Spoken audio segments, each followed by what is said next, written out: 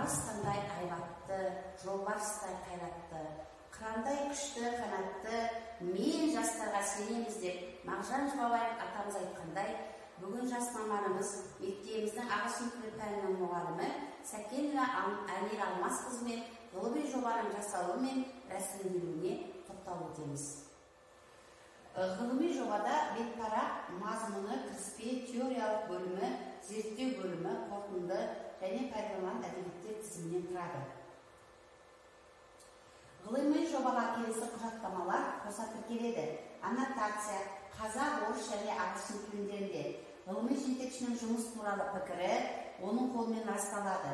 Оқушының жұмысына тиісті пән бойынша жоғары оқу орнының маманының рецензиясы оның қолымен және оқу орнының мөрімен облыстық турда расталады.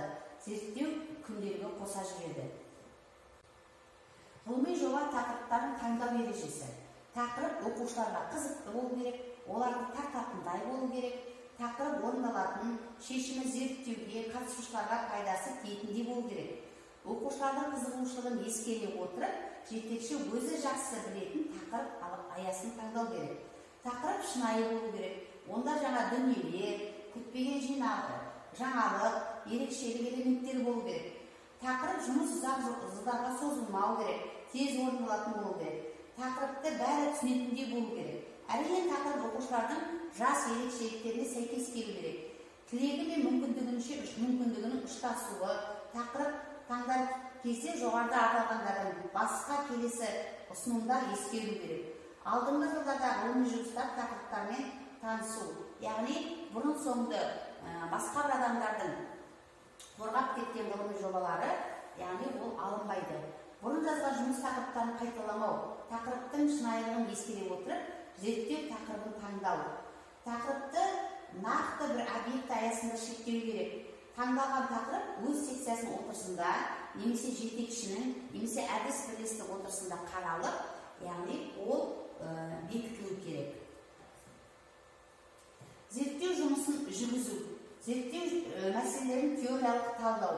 Мәселелердің маңыздылығын, оның ерекшеліктерін осы тақырып бойынша әртүрлі көзқарастарды сипаттау, сондай-ақ оның бүгінгі таңдағы шешілу жолдары.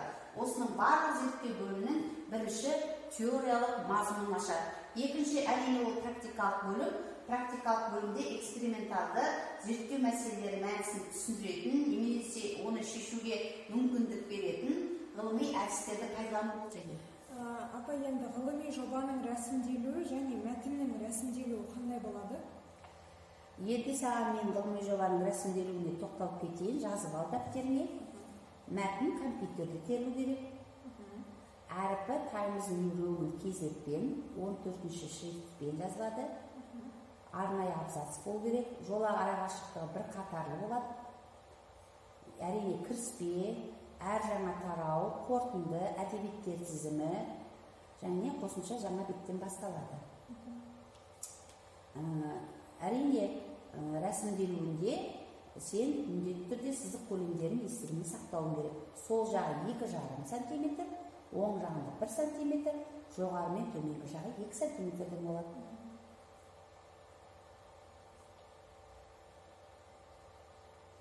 Ғылыми жобаның әр бөлімінің атауы майлы әріптермен ортаға жазылады. Тараулар мен тармақшаларды жазу кезінде міндетті түрде олардың нөмірі, мысалы 1-2, 1-1 деп көрсетіледі. Ғылыми жобаның жазу кезінде беттердің нөмірленуі және жобаның жекелеген бөлімдерінің орналасу реттілігі сақталу керек. Және теориялық бөлімнің бет саны 20 беттен кем болмау керек. Қорытынды кемінде 1 беттен тұрады.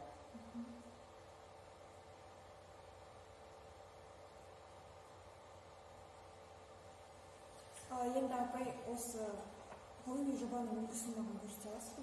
Иә, бұрын соңды бұрын 8 жасының оқушысы Елемес Айымның ғылыми жобасы бар. Менде сақталған, былтыр ол оқушы қатысқан ғылыми жобаға, онлайн қашықтықта ғылыми жобаға қатысып, арнайы бір жүлде алған. Соны мен саған көрсетейін. Жобада жасаған ғылыми жобаға оқушым қатысты. Былтырғы жыл оқу жылында 8 сынып оқушысы Елемес Айым, яғни интернеттің студенттердің сөйлеуіне немесе оқушының сөйлеуіне әсері деген тақырыпта The effect of the internet on student speech. Міне негізгі бөлім танысым, таныстырылу, кіріспе яғни, одан кейін теориялық бөліміне тоқталған оқушы, одан кейін яғни практикалық бөлім зерттеу әдіс тәсіліне тоқталған, зерттеуге тоқталған, одан кейін қорытынды, одан кейін әдебиеттер тізімі. Міне таныстырып өтті оқушы интернет туралы, өзінің рөлі, және зерттеу жұмысының мақсаты, қандай мақсат қойылды. Интернеттің тарихына тоқталған, интернеттің бұқаралық ақпарат құралы ретінде қолданатындығы,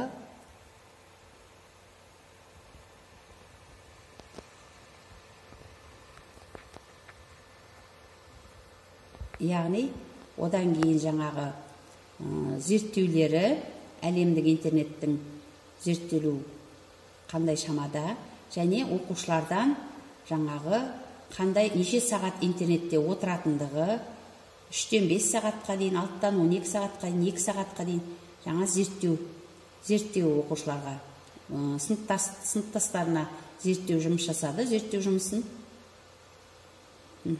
Және интернеттегі кейбір сөздердің жастардың арасындағы қолданылуы, жаңағы оның жағымдылығы, әсері, жағымсыз әсері, және қорытынды бөлімге тоқталды. Және бұл әдебиеттер тізімі.